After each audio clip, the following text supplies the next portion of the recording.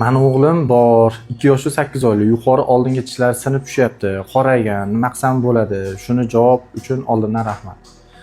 Bu holatda bolani yoshi hali doimiy tish chiqishicha ancha bor. Bu holatda davolash kerak bo'ladi. Ya'ni 7-8 yoshda chiqadi oldi tishlarimiz, yaxshi tishlarimiz 9-10 yoshda chiqadi. Ungacha bo'lgan holatda bu tishlarni erta yo'qotib qo'yishimiz mumkin. Ya'ni joyi surilib yoki o'sha joydagi deformatsiyalar boshqalarga olib kelishi mumkin. Shuning uchun bu holatda plastik turda davolashimiz mumkin bo'ladi. Sedatsiyada davolaymiz. Yemirilgan tishlarni koronkalar yordamida, plombalar yordamida tiklab qo'yamiz. Bu yerda sinib tushyapti deganlardan bu demak jarayon juda ham aktiv holatda ketyapti.